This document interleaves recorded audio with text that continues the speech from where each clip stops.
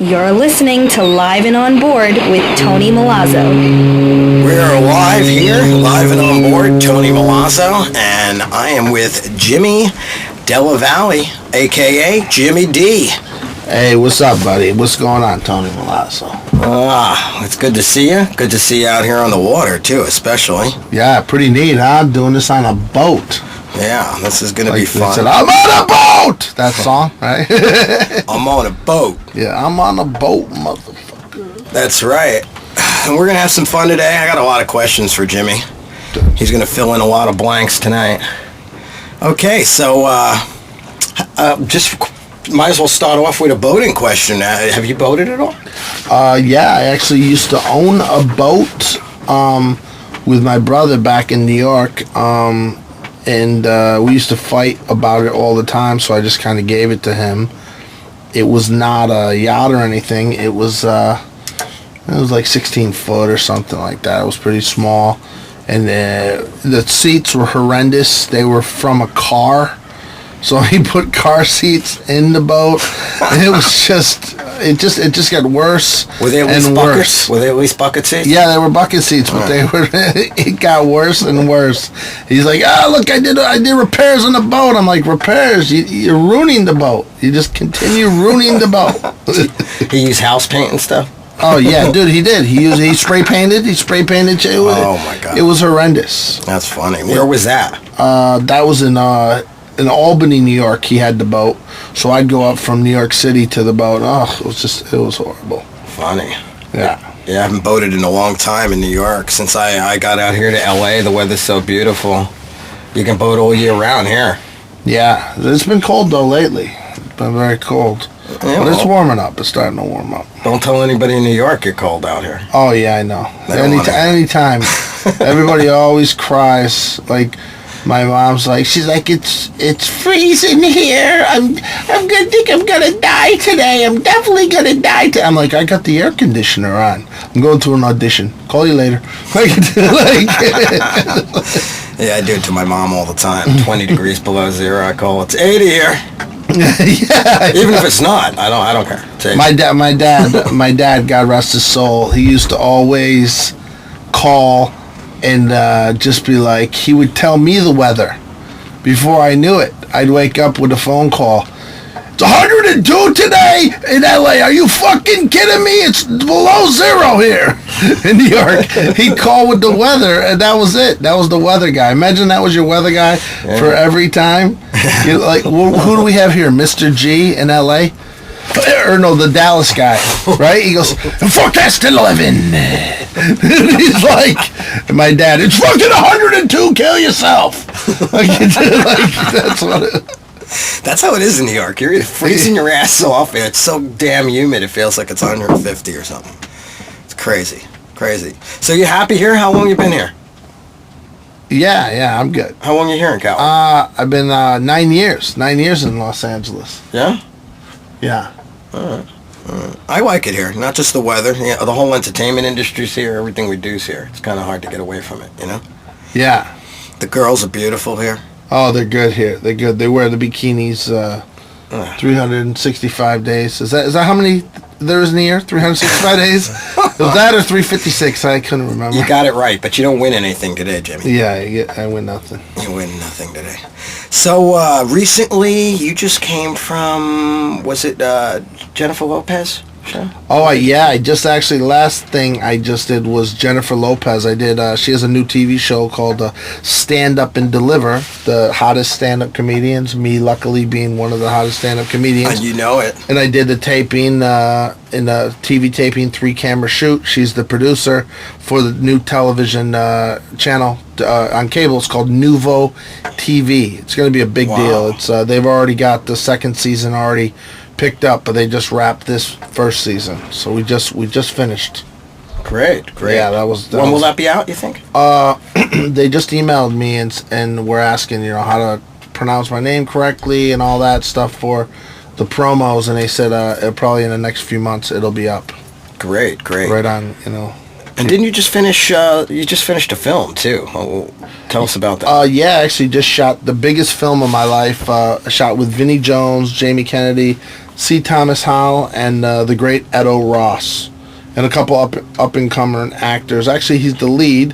His name is Thomas Downey. He's going to be a big star. He's the lead, but he's not, of course, as big as working with Vinnie Jones. Jesus, the guy was in Snatch and Lock, Stock, and Two Smoking Barrels and X-Men and Gone in 50 Seconds, and he's in a new movie with Stallone, The Tomb. I mean, he's in everything.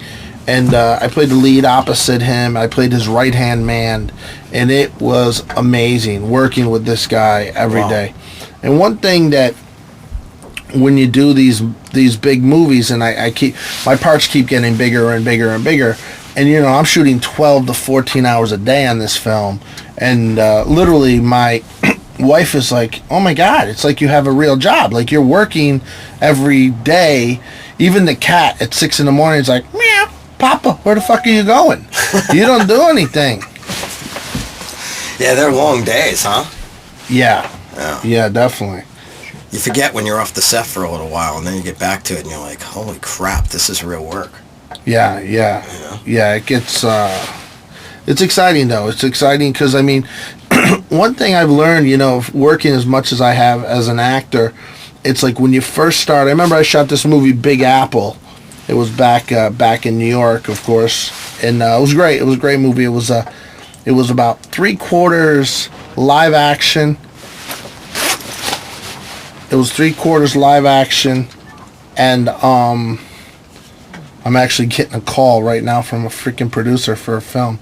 I'm gonna turn him off. Wait a second. Anyways, yeah. So it was 3/4 live action, and it was also animation. Oh, okay. So a lot of voiceovers involved. Yeah. So it was awesome though. And it was a really good experience. And I remember saying, and that was like my first big film.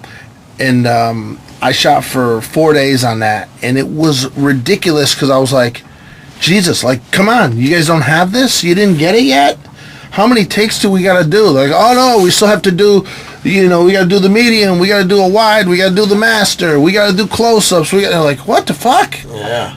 So, like, I never knew. Yeah. I'm like, holy shit. I never had that many lines in something. And then I told my wife when I was filming this movie with my, who's now my good friend, Chris Bruno, who was the star of The Dead Zone, the TV show The Dead Zone. And we were shooting this movie, Cannibal's Handshake, I don't know, 4 or 5 months ago. And I told my wife, I said, look at this scene with the nail, because I take a nail gun and I fucking stab a guy to death with a nail gun. It's awesome. Oh, wow. And I cut another guy's head off. It was pretty cannibalistic craziness. And that's the kind of parts we get, right? Yeah, of course, you're Italian. That's what they're going to do. You're either a mobster or a cop. Yeah. And I've only played a cop once. Yeah, but the thing was, so we're like doing it, and I told my wife, and I said, look at this scene. I was looking at the dailies. I go, look at how amazing this scene looks, and she goes, how long does that take? And I go, this is like 12 hours. What? How could it take? I go, honey, you got to take a picture of the hand. You got to take a picture of the guy's, the outside of his knuckles and this and the way his face. And I go, they film all these different. She's like, oh, that's so much work. I go, yeah, and you think I do nothing. I go, look at how hard I work. It is hard work. Yeah, it's 24 hours a day, even more if there was more in a day. Yeah, because it doesn't include preparation. I don't think people have any idea what goes on before you get on the set and the prep for the role and memorizing all these lines. Oh, yeah, well, memorizing lines was, that was the thing when my wife first, I met her in 2001, and she saw my acting acting class reel. It wasn't like a reel of like commercials or nothing. It was just an acting. And she was like, I don't know if you're going to be able to do this. She's like, she's looking. I'm like, oh, thanks for the vote of confidence. She's like, well, look, she's like, you're a great comedian, but I don't know about the acting. I mean, you can't even do your lines and you're reading them from the paper. So, I had to study, and, it didn't come natural, but I guess actually all my naturalness comes out now. growing up Yeah. in the streets and the common sense I use in the roles now. Yeah. But it took fucking years, man. How about the comedy too? It helps a lot, doesn't it? 'Cause Yeah. it makes you strong and makes you confident and. Yeah, Right? yeah. Well, the stand-up comedy definitely helps. I think the acting really helped the stand-up comedy.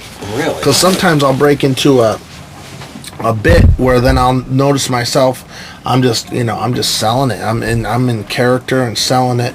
I do this bit with my mother, and I remember a comedian, Brad Trackman, and he's in New York, he's a well-known comedian in New York, and he kept saying, he goes, change the mother of your voice. He goes, it's annoying as fuck. He's like, get rid of that voice, because I do this bit about my mom and the answer machine, and she's like, what are you doing? And he goes, it drives you crazy. So now I made her like an Italian voice, like, what's the matter for you? Why you there? Why you there? Everybody on the answering machine and we no home. What if somebody calls on the answering machine and they're gonna fucking rob us? You stupid son of a bitch. The funniest thing about that is she's Irish. I don't know where she got that accent. Too much Sopranos, you know what I mean? Yeah. Yeah, I do that too. I give my mom a different accent. Yeah. Every once in a while you'll do it, so. Then she hears it and goes, I don't sound like that. Yeah. I remember I was in a modeling, I've done tons of print modeling in magazines, and I was in a magazine for Tampax. It was a Tampax ad, and it was called Upgrade, and it shows a guy with flowers and wine, and he's standing at the door, and they split it right down the middle, and then there's me with a bucket of chicken and beer, and I'm all sloppy, and he's in a suit, but he's not much better looking than me. So my mom calls and goes, he's no upgrade! He is no upgrade! Because I was the one that they were upgrading. That's too. Funny. It was so cute just to hear her call. Tampax. I bet you're proud to have that on the reel, huh? Well, yes, it's not on the reel, but it's in the the modeling print ads. But yeah, that's good. Funny. That's good. How many guys can say they're in a Tampax ad? Oh yeah. You and the other guy. Yeah, me and the other guy. That's it. Yeah, not too many guys doing Tampax ads. I was the string. That would be me. No. Yeah, you would. Yeah. How about the size of a Tampax? Yeah. All right. Well, I also wanted to ask you some questions. I know this guy's a paisan from back east, from New York City.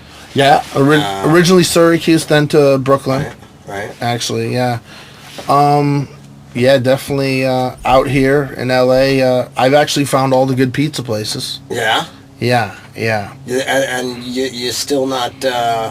You don't believe the whole story that it's the water and. I think that's all bullshit because my buddy Vito has like the best pizza, but he's the most expensive, so I don't go to Vito's. Don't let Vito know. But he's like ridiculous. Literally, if we go to get a pie, we're going for $50, $60 for a pie and some breadsticks and 2 sodas. Wow. It's ridiculous. Yeah, it is how expensive. He's in Beverly Hills, but he's from Jersey. I mean, hey, how you doing, hey, Jimmy? Walks up to you, you know. Yeah, I like that. You know, and Pay more for that. And it's crazy, but it's he's got the best cannolis. But you'll have to check it out. Cannolis. He's on La Cienega, right across from the Belmont. Yeah, I'm gonna have to check it out. 'Cause Yeah. In New York City, of course, I'm usually at Stromboli's on St. Mark's and First. I love their pizza. For cannolis, I'm at Venero's, which is only in Rome in New York. Oh yeah, well Venero's is actually my first date with my wife. We ended up at Venero's. I mean, I'm a night owl. I've been a night owl my whole life. So, you know, and that it's funny because me and my wife will go on a couple's date, and she goes, okay. And I go, look, why don't we can go to the movie, then we can go do this dinner, and then we can go to the dessert. So and she's like, no, one fucking place. You know what I mean? But that's my thing. I'm like, So Venero's, was that the closer or what? Yeah. So we went to Venero's and we got some cannolis, and I gave her a cannoli. Yeah, no, I'm joking. And then she said, let's spend our life together. That was it, cannoli. Yeah, no, she was great, but Venero's was. She actually mentioned that the other day. She's like, remember we went to Venero's on our first date. Yeah. I'm like, I remember I got a girl's number when you went to the bathroom because you pissed me off on the first time. And it was the waitress. But it's actually a long story. I hadn't really got her number. There was a waitress, and my manager at the time was looking for African-American girls, beautiful African-American. She was the waitress. And she's like, hey, are you an actor? And I go, oh, yeah. She's like, oh, I've always wanted to break in, but, I've been taking classes. I just haven't. And I go, oh, give me your info. And she's writing her number down, and my wife is my girlfriend. She's walking back to the table. Oh, what's going on? Like, right away. She's like, whoa, are you hooking up with my date? She's like, no, oh my God. The girl was so scared. The girl never even came back to the table. Another, runner came back and gave the check. And, she's on break. She was scared. Thinking, pretty crazy. Yeah, good stuff. Yeah, I miss New York, especially for the food and the people. Yeah, I definitely miss the food, but there's great food in Los Angeles. There really is great food. I mean, some people are gonna bitch and cry about the pizza, but you know what? Just get excited about the food that's here. Yeah. And there's some people who just fly their food in. I'm friends with the Stallones. I was at the Stallone house, and I'm looking. There's Venero's on the table. And I see Stromboli's pizza box, and that's my two favorites. Yeah. I said, where the hell did you get this? And he said, I got a food agent. I'm like, a food agent? He's like, yeah. Because how much you think that pizza was? I go, I don't know. $80. It's $15 there. That's what he said. He goes, it's $80. Here it is. Yeah. It's hot, too. You got to fly it in. I go, how about the cannolis? He goes, how much are they in New York? I go, I don't know. West Holly's and Venero's are $3 to $5, $6 tops, right? He's like, yeah. $21 a cannoli. Yeah. But he's got them. That's right. You were Frank Stallone. Were you with Frank's or you were with Sylvester? With Frank and Sly. I'm closer with Frank. I know Frank for many years. Very talented guy. Really talented guy. Yeah. The Grammy got by him this year. I was hoping he'd get it. He deserves it for the music. And I never met him, but I've been a fan. He's always very talented. Good actor. He is. He's a great actor. I mean, it was funny because I was watching Bullet to the Head, the trailer, and my buddy goes, he's 67 for Stallone, right? Sylvester. And then he goes, he's 67. And I go, I said to him, I go, dude, these Stallones, they'll work for the rest of their life. He'll be 90 jumping out of an airplane. You know what I mean? Yeah, that's the, and it's like guy's good work. And what the hell was Frank was in? Was he in that? He was in that other movie. What was that movie they did in New York? Oh my God, what was that movie? I don't remember. It was a great movie, and it was him and Sly. Oh, I don't remember. No, I'm not sure what film. But he's a great actor. Funny guy, too. He's hilarious. How'd you meet him? You met him out here? Stand-up. Yeah, I met him out here. He should be doing stand-up, though. And his manager, I think her name is Gail, she represents all comedians. And a lot of the ones that were brought in, Jimmy Fallon and Jim Carrey. Oh, really? She brought him into Saturday Night Live, and she's also the go-between. Frank's the only non-comic she represents. Wow. Too. Because... I guess she sees how funny he is. Well, that's good. Yeah, I guess, Yeah. And so what's up next for you? I mean, you're really busy right now. You're doing a lot of stuff. I know you've been doing comedy for, 25 years? Yeah, well, I started stand-up in 91. So it's actually 23. It's 22 and a half years. Yeah. I hate continuing to go, 20 years, 21, and then it's I'm not a household name yet. So it's I want to, so then somebody my manager... People know who you are. I tell people, hey, I'm doing an interview with Jimmy D. Yeah. Jimmy D, everybody knows who the hell you are. Right, but I mean, it's still not, and of course I'm not Brad Pitt. I mean, I can go anywhere. I mean, I get noticed, walking around, I saw you in this, I saw you in the commercial or whatever, I saw you in, Comedy Central, I hear those things. But it's never... But I actually don't want... I remember I first met John Turturro on one of the first movies I ever did was Hand That Rocks... The Cradle Will Rock. Yeah. The one about with Paul Giamatti and those guys, and Tim Robbins directed it. And I said to him, man, I go, you're so... you're so famous, but you can go anywhere you want. And he goes, yeah. That's how I do my acting career. He goes, I don't wanna fucking walk the streets and be like, and everybody always will say Brad Pitt or Angelina. You know what I mean? Even back then, it was like he said Brad Pitt or Jim Carrey. He goes, I want to be able to do what I want to do. So that's why John Turturro is so amazing, and that's what I'm building myself of like the next best character actor. I mean, this last movie I just did, and my my acting teacher, the great Lewis Smith. I mean, they all say, they're like, look, you're gonna work forever as an actor. And a big pussy, he hates to be called that, Vinny Pastor. He told me, he goes, you're gonna work the most in your late 30s to 40s, and that's what happened. It literally, that's when it really started taking off. So it's exciting. Yeah, for us character actors, it's a little later on, you know. Yeah, it's never.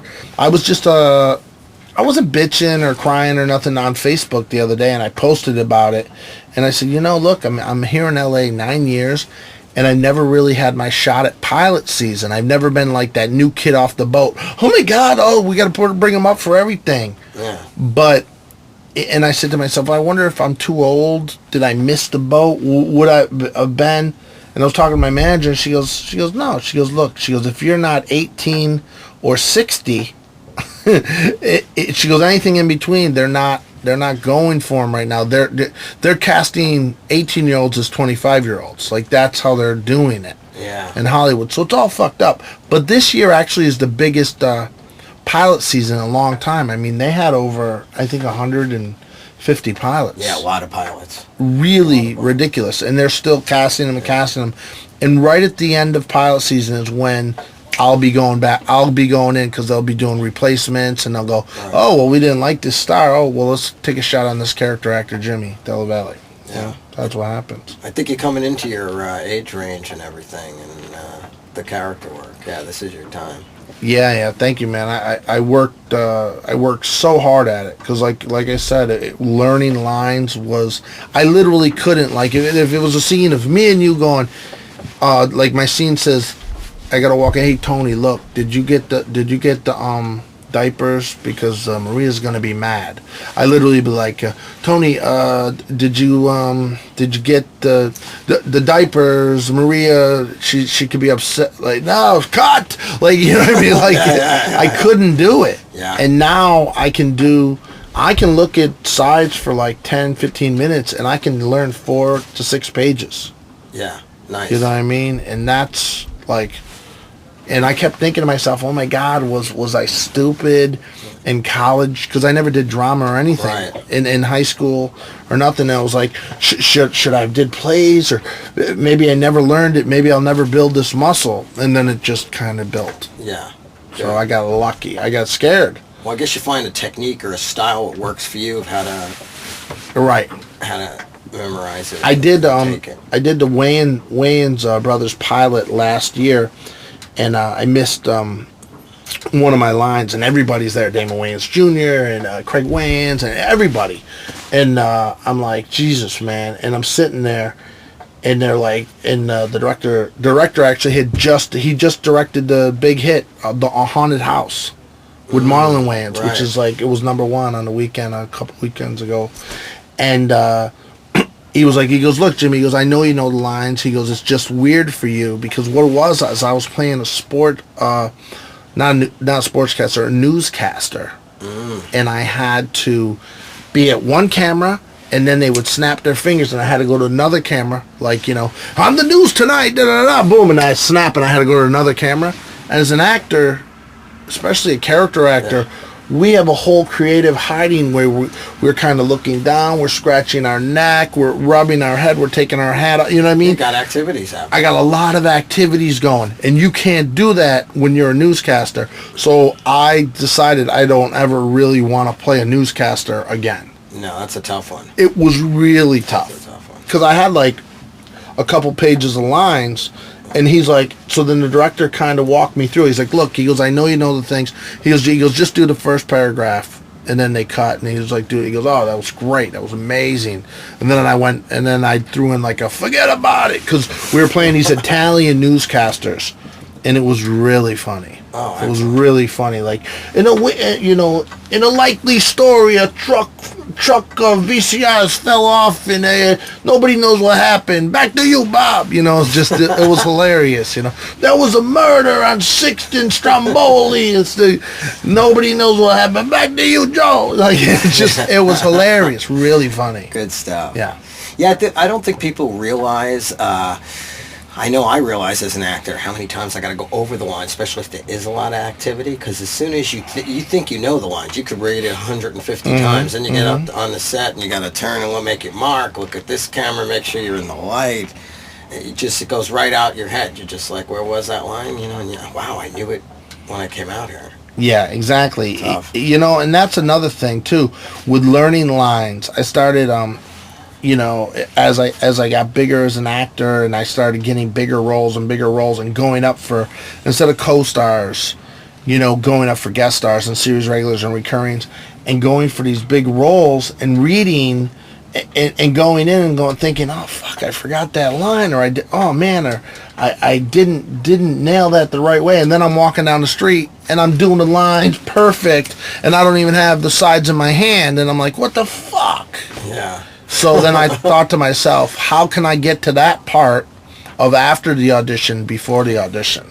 So it was something I started developing myself. Right. So I have all different ways, I record it, and then I play it, and then I memorize all those lines of whatever. Some people do it like they record their lines, and then they give it space for the other person to talk. Right. But I don't. I kind of just learn all those lines, and then I know that, if we're doing a scene, you end here, and then I go into my thing, and I cut you off. And, it's been a trial by error. It's been something that I've kind of created myself, because I didn't think I could ever learn. I really got scared. Like, I literally started having a panic attack about learning lines a couple of years ago, and I was like, oh my God, what if I can't do it? I told my wife, she's like, you can do it. Yeah. She's like, you can do it, stop it.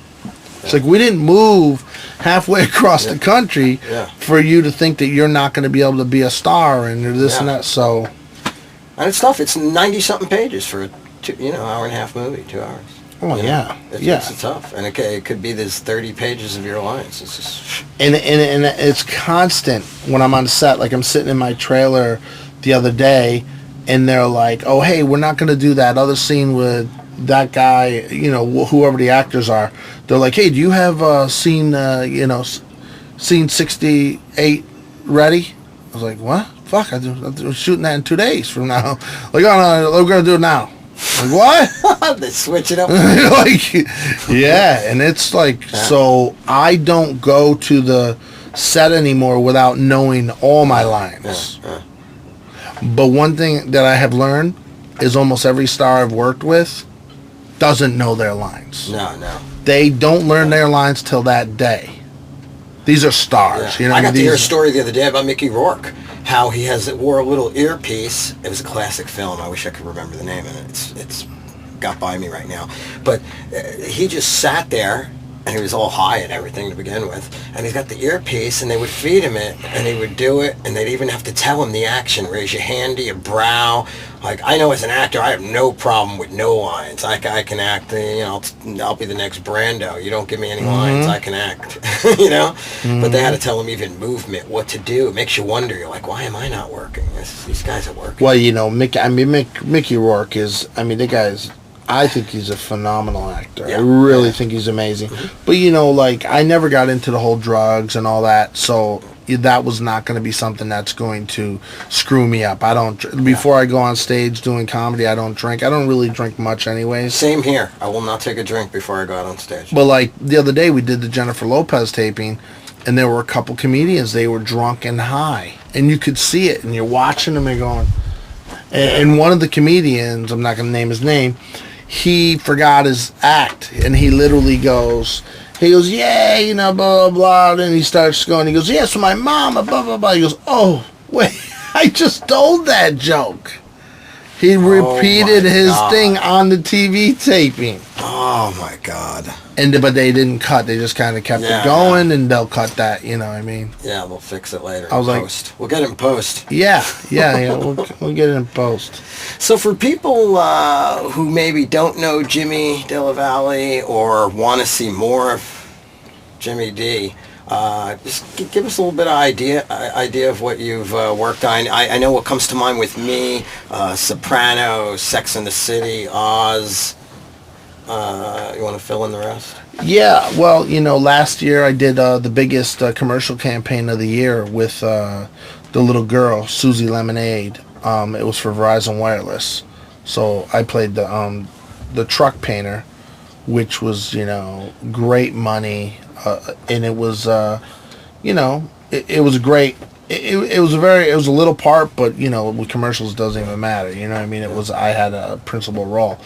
But then I was shooting, I was in Chicago doing comedy, headlining the club, and what happened was I get a phone call, hey, you booked this Honda campaign, and I said, oh great, you booked, and they go, and it was Thursday, and they go, you're shooting Wednesday, and I go, oh great, I'll be back Monday morning. Me and my wife are out here, she came with me so we can eat. We like to eat the Chicago pizza and the Italian beef and all that stuff. So we're out there. And then Friday, I get a call right before I go on stage. They go, oh, hey, you might have to be back Monday. You might have to change your flight and come back Sunday. And then they call and they go, oh, no, you're good. Still Wednesday. You're good. Saturday, right before I go on stage, it was because I think it was 4 o'clock here and it's 7 o'clock there in Chicago. And they call. And they go, you got to be back Monday, 6 a.m. I was like, are you fucking kidding me? So I have to go home. So now I got to do 2 shows. And then I got to go back to the hotel, change my flight, and catch a flight maybe 8 or 10 hours from then. Wow. So, yeah, it was crazy. So we get back. My wife's bitching. She's so mad. I'm just going to stay. I'm going to relax and eat. And then I took the days off. And then she's all upset. And then I show up to the set, and I do my scene, and I'm like, okay, cool, so I'm good. And I had 3 auditions the next day, and then I told the director, hey, it was a pleasure working with you. And he goes, oh, and he was a Latino, his name was Luciano Urbrani, and then he goes, oh no, my friend, you're a star of commercial, you work 5 days. Like, what? You work all week? I said, all week? My manager, nobody had known I was working the whole week. Yeah. So it was like, holy shit. I went home and told my wife. She's like, oh. So that was the start of working, 3 days, 5 days, 7 days on something, work for 2 weeks. And you know what I mean? I'm going to shoot a movie where I'm shooting for 31 days in New York this summer. Great. That'll be the biggest thing I've ever done. And I'm playing a priest. I'm playing a priest like De Niro from Sleepers. Right. And the movie's called Path to Salvation. Well, you'll be great for that. Yeah. So as it is right now, it's me and Rick Overton and Jay Blonsky, who was the star of Everybody Wants to Be Italian. Oh, gotcha. So, yeah. And I don't know who else is in the cast. But yeah, so I play Father Keefe. And once he told me, he's like, he goes, can you play a priest? I go, I don't know, a priest. I go, yeah, I guess I could do it. And he's like, no. He goes, it's a priest like De Niro from Sleepers. I was like, oh, I can do that. Yeah. So I'm excited about that. That'll be a good one. And that one actually is a kid that I grew up with who pitched the idea to Summit Entertainment, and they wanted to buy it, and they wanted to put John Hamm in the movie. And John Hamm was going to play the part of the guy who wrote it. He was playing a detective, and they decided that the kid I grew up with was like, he goes, nah, man, this is mine and your movie. And I don't even really remember, too much of everything but what he was talking about. And then I started reading, I'm like, oh, I remember things like this that we grew up with. And he's like, this is my Matt Damon and Ben Affleck. He goes, this is our Oscar. This is our movie that'll go to Sundance. This is the one that'll take you exciting. So, yeah, he wrote it for 6 years. He's been writing the movie. Yeah. And it's really an amazing thriller. I can't give it away. But it's called Path to Salvation. And it's going to be fucking great. Excellent. So we'll probably be looking forward to seeing that in 2014, probably. Yeah, 2014, 2015 at the latest, but we're supposed to shoot it this summer. Yeah, I don't think people realize that either, how long it takes. The movie's in the works for 6 years with the writing and pitching it, and then you shoot it. It's another year before it comes out and it's edited, but it's a lot of work. Yeah, that's like Avatar, right? Was 13 years or something like that. And then you think to yourself, you're like, we're the little guys. And James Cameron did Avatar, right? Yeah, yes, he did. So it's like, you're like, we're the little guys and we can't get our own movies made trying to produce them or something. Yeah. How the fuck does James Cameron got to wait 13 years to get something made? Yeah. People aren't bending over backwards to give him the money? Yeah. People take forever to do it. Yeah. So anyway. Especially financial out here. I worked with him on Titanic. That was a lot of fun. Oh, yeah, you told me. Titanic, in Mexico? Yeah, I was in Mexico 2 years. I got back, everybody in Hollywood was like, who are you? I remember you were the piece of wood that Leo died on. Yeah, right? You were holding on. They were floating on me. They were floating on you. Yeah. I thought I saw a little goatee on that wood. I wasn't for sure. Hey, I would have liked to have been the wood under Kate Winslet that she was holding on to. yeah. Like Seth MacFarlane said, we saw your boobs. Yeah. Dude, you saw her boobs and everything. What did you think? I got a kick out of that. Well, come on. Everybody, no one's ever happy with anything. I really liked that. That and the sock puppet flight. Was that great?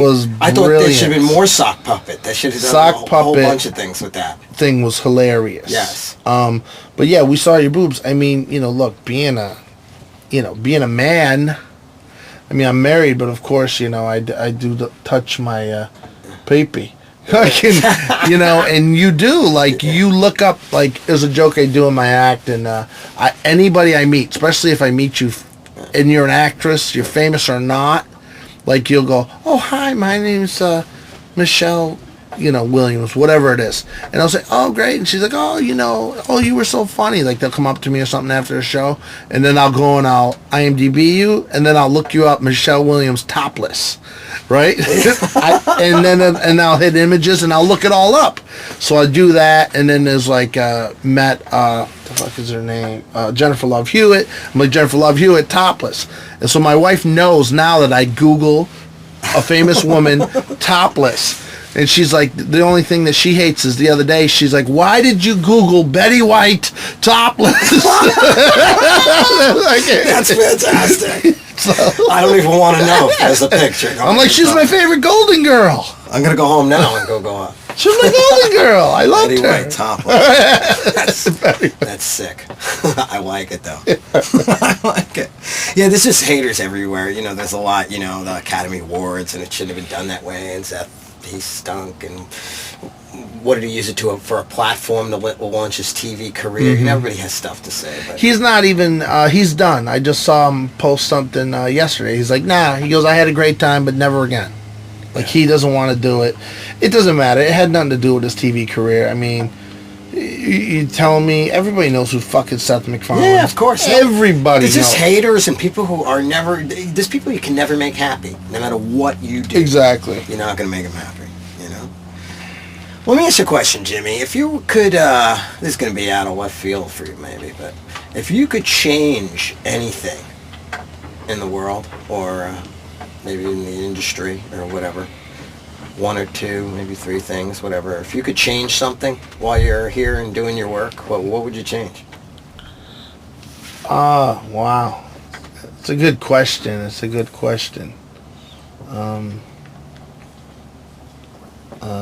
Things that make you go, Yeah. Arsenio's coming back. Things that make you go, Yeah, something that bothers you, things you don't like, something you wanna... There's something I have there's something with rape. I don't know what it is. I did the TV show Without a Trace, and Jonathan Kaplan was the director, who also directed The Accused.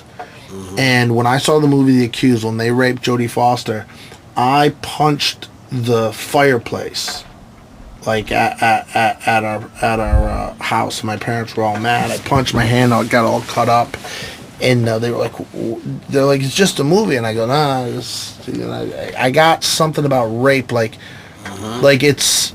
I just don't understand how anybody could do it. Like, I literally, it's a true story that I'm going to tell you right now. There's when I wanted to be when I was growing up, they were like, you go to a guidance counselor, like, oh, what do you want to do?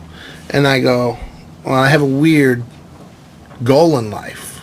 I want to be a bounty hunter that kills and catches rapists and tortures them slowly by taking their penis and dipping it in lighter fluid and lighting it on fire and then putting it out, and just like pretty demented. Yeah, I don't want to mess with this guy. So it's like Jesus my Christ. torture was pretty crazy. So then, and he goes, well, I don't know if we can get you that job. Do you have anything else? And I go, well, maybe a stand-up comedian. And he goes, it's a true story. Yeah. It's a true story. And Wow. he got me the info for Clown College.